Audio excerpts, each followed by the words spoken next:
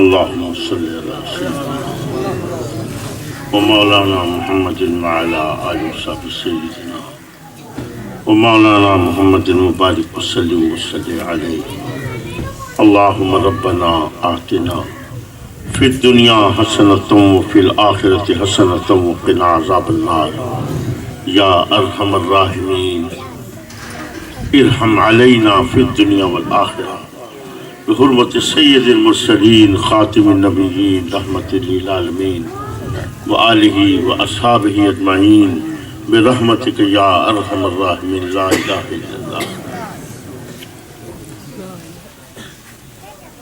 آئیے بات سے سب آگے آ جائیے. الحمدللہ الحمدللہ رب العالمین والصلاة والسلام على سید المرسلین خاتم النبیین رحمت للعالمین سیدنا و سندنا و نبینا و حبیبنا و کریمنا و مولانا و ملجانا و ماوانا محمد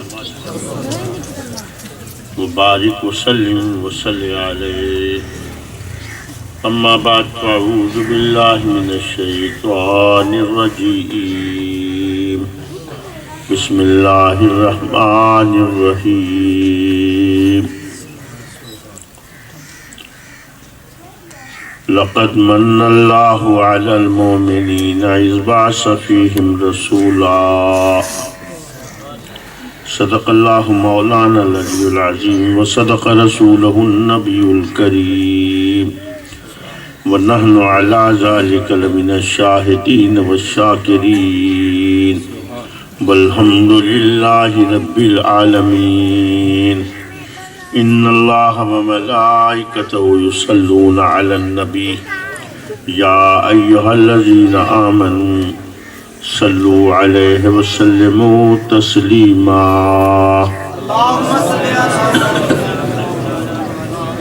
اللہم صل علی سیدنا ومولانا محمد وعلی آلہ وصحبہ سیدنا ومولانا محمد وبارک وسلم وسلم علیہ.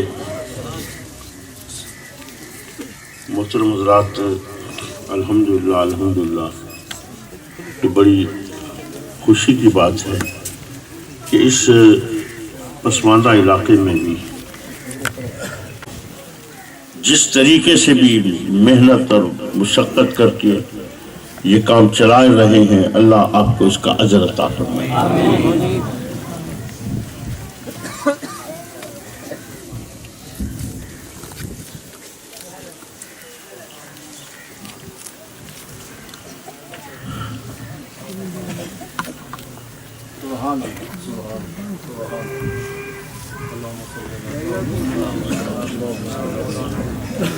اللہ شیخ نہ رکھے تندرستی کے ساتھ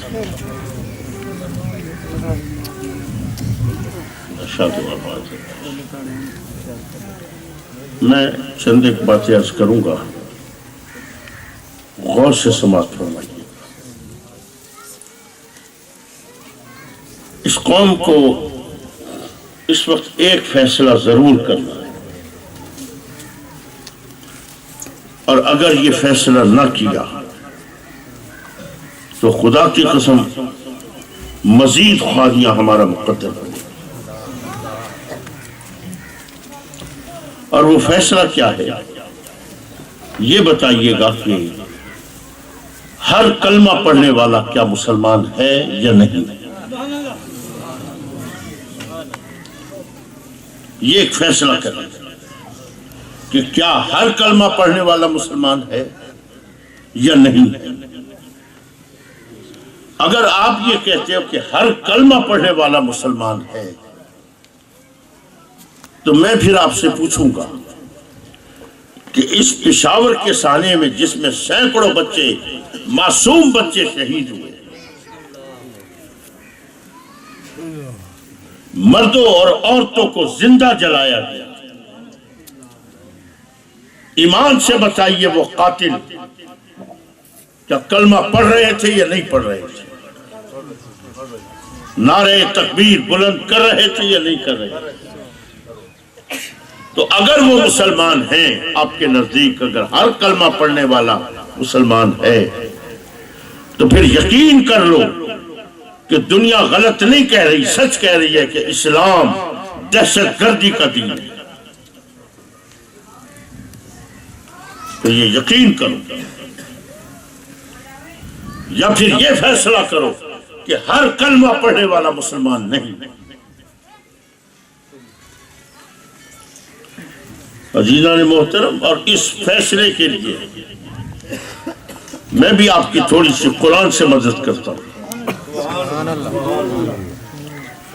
مجھے یہ بتائیے گا کہ ہر وہ مسجد جس میں اذانیں دی جاتی ہوں، نمازیں پڑھی جاتی ہوں،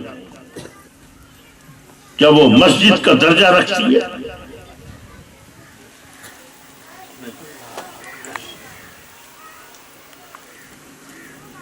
اگر وہ مسجد کا درجہ رکھتی ہے، جو ہم میں سے اکثر لوگ آتے ہیں، اسیں وہی مسجد ہے تو وہی مسجد ہے، اتھائی قرآن ہے تو اتھائی قرآن ہے، آدھے بیٹھ کے۔ اس کا مطلب یہ کہ آپ کے نزدیک جہاں پر بھی اذانیں ہوتی ہیں، نمازیں ہوتی ہیں، وہ مسجد کا درجہ رکھتی ہے۔ اگر ہر وہ جگہ جہاں پہ اذان ہوتی ہے، نمازیں پڑھی جاتی ہیں، اگر مسجد کا درجہ رکھتی ہے، تو مجھے خدا کے لیے بتاؤ، قرآن حکیم کے اندر ایک مسجد کا ذکر ہے جس کو قرآن نے مسجد کہا تھا، تمہارے نبی نے اس کو کیوں آگ لگوائی تھی؟ قرآن میں ہے نا ایک مسجد کا ذکر جس کو میرے نبی نے فرمایا اس مسجد کو آگ لگا دو۔ معلوم یہ ہوا کہ جہاں پر 5 وقت اذان ہوتی ہے اور نمازیں ہوتی ہیں، ضروری نہیں کہ وہ مسجد ہو، ضروری نہیں کہ وہ مسجد کا درجہ رکھتی ہو۔ بالکل اسی طرح ہر شخص جو بھی کلمہ پڑھ رہا ہے، ضروری نہیں کہ وہ مسلمان ہونے کا درجہ رکھتا ہو۔ عزیزان محترم، کبھی عقل کے دریچے کھولو۔ آج تک افسوس یہ ہے کہ ہم نے ایسی فرقہ پرستی، ایسی یوں ہے تو یہاں ہے تو کیا اسلام میں کوئی فرقہ پرستی نہیں ہے؟ اسلام میں کوئی فرقہ بندی نہیں ہے۔ اسلام میں ہے تو صرف 2 چیزیں یاد رکھنا۔ مسجد کس نے بنوائی تھی جس کا قرآن میں ذکر ہے؟ کس نے بنوائی تھی؟ مسجد بنوائی تھی منافقوں نے۔ مسجد بنوائی تھی منافقوں نے۔ نبیوں کی شان سنو صحیح، ولیوں کی شان سنو، صحابہ کی، اہل بیت کی۔ مولوی صاحب کو منافق کی شان تھا پہلے دسا، ہمیں پتہ تو چلے منافق کس کو کہتے ہیں، منافق کی شان کیا ہے۔ اگر مولوی صاحب نے نہیں بتائی تو خود عقل سے کام لے لیتے تو پتہ چلتا۔ کس نے بنوائی تھی مسجد؟ منافق۔ یہ منافق کی شان ہے۔ منافق مسجدیں بنواتا ہے۔ اس میں نمازیں کون پڑھتا تھا؟ منافق۔ یہ منافق کی شان ہے۔ منافق نمازیں پڑھتا ہے۔ اس میں اذانیں کون دیتا تھا؟ منافق۔ یہ منافق کی شان ہے۔ منافق اذانیں دیتا ہے۔ جو اذان میں کہتا ہو اشہد ان لا الہ الا اللہ، اشہد ان محمد رسول اللہ، ایمان سے بتا وہ کلمہ پڑھے گا یا نہیں پڑھے گا؟ پڑھے گا۔ منافق کی شان ہے۔ منافق کلمہ پڑھتا ہے، منافق اذانیں دیتا ہے، نمازیں پڑھتا ہے، مسجدیں بنواتا ہے۔ اللہ اکبر۔ پھر کیا منافق مسلمان ہے؟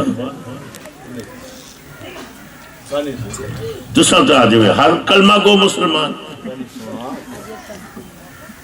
آپ تو کہتے ہو نعرے رسالت، نعرے حیدری، جشن عید میلاد النبی، اذان حضور قبلہ غزالی زمان، اذان خطابت۔ عزیزان محترم، یاد رکھنا ہر کلمہ گو مسلمان نہیں۔ اسلام میں کوئی فرقہ پرستی نہیں ہے۔ اسلام میں اگر چیزیں ہیں تو صرف 2 ہیں، اور وہ کیا ہے؟ یا مسلمان ہوگا یا منافق ہوگا۔ ہم منافق کی بہت بڑی کیٹیگریز ہے منافقوں۔ کچھ منافق وہ ہیں جو یہودیت سے تعلق رکھتے ہیں، کچھ منافق وہ ہیں جو عیسائیت سے تعلق رکھتے ہیں، کچھ منافق وہ ہیں جو ہندوازم سے تعلق رکھتے ہیں۔ عزیزان محترم، یہ منافقوں کی بہت سی قسمیں ہیں۔ اسی لیے میرے آقا نے فرمایا تھا، حضور نے فرمایا تھا اللہ اکبر، کہ جو لوگ میری امت کہلائیں گے، جو لوگ میری امت کہلائیں گے، حضور نے فرمایا اس میں 73 فرقے ہوں گے، 73، لیکن کلہم فی النار، وہ سارے کے سارے جہنمی ہوں گے، الا ملتن واحدہ، صرف ایک فرقہ ہوگا جو جنتی ہوگا۔ وہ کون ہے؟ وہ مسلمان ہوگا، باقی 72 کے 72 یہ منافقوں کے فرقے ہوں گے، یہ 72 منافقوں کے فرقے ہوں گے۔ عزیزان محترم، آج افسوس یہ ہے کہ ہمیں اتنی تمیز نہیں ہے کہ ہم کھڑے ہو کے بالکل اسی بے عقلی کی طرح باتیں کرتے تھے، صحیح وہی مسیح تھا، وہی مسیح تھا۔ قرآن حکیم میں کیا اللہ نے نہیں فرمایا فَوَيْلٌ لِّلْمُصَلِّينَ الَّذِينَ هُمْ عَنْ صَلَاتِهِمْ سَاهُونَ، جو اپنی نمازوں